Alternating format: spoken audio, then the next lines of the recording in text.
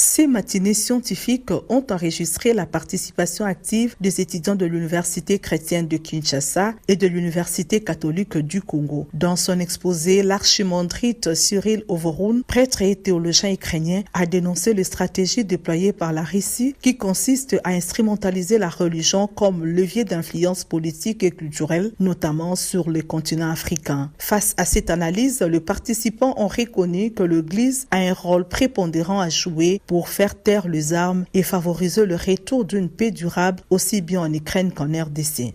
On nous a demandé de nous battre pour la justice, on nous a demandé de prier pour la justice, parce que le phénomène de la guerre, ce n'est pas qu'en Ukraine, mais c'est aussi dans notre pays.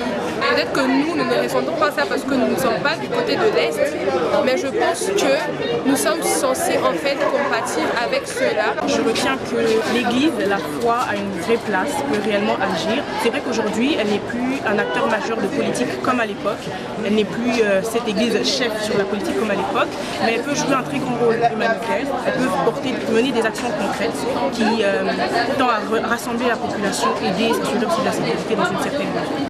Tour à tour, le secrétaire général à la recherche de l'UCKIN et le secrétaire général administratif de l'UCC ont salué la tenue de ces conférences qui contribuent à éveiller la conscience des étudiants. Nous pensons que dans l'avenir, nous pouvons faire quelque chose ensemble pour que toutes les églises se mettent ensemble pour que nous puissions travailler pour la paix. On veut la paix, on ne veut pas la paix. Nous sommes dans les domaines scientifiques et cet échange sur un sujet d'actualité, c'est capital. On est vraiment très satisfait pour ça.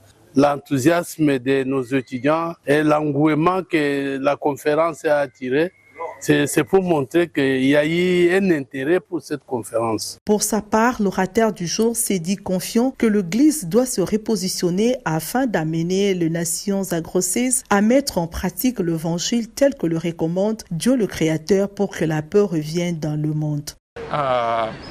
I think I can understand Ukraine better. Les Congolais comprennent mieux que les autres ce qui se passe maintenant et actuellement en Ukraine.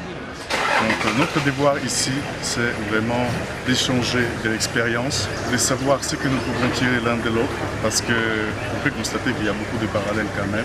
Les deux pays qui sont en guerre, qui ont connu des souffrances telles que citées, comme le génocide pour l'époque coloniale. En Ukraine, c'était aussi l'époque coloniale, et la famine, les camps de concentration. Je suis là principalement pour vous montrer l'Ukraine, mais également de tirer des leçons de chez vous. Donc une fois rentré chez moi, je vais partir avec cette expérience que j'ai eue ici au Congo. The parallels that already exist. Selon le prêtre ukrainien, l'invasion de la Russie en Ukraine, deux pays majoritairement orthodoxes, a profondément bouleversé l'œcuménisme, provoquant de profondes ruptures au sein du monde chrétien. Pour faire face à cette situation, les chrétiens orthodoxes et gréco-catholiques d'Ukraine unissent désormais leurs forces et travaillent ensemble pour le bien-être de la nation.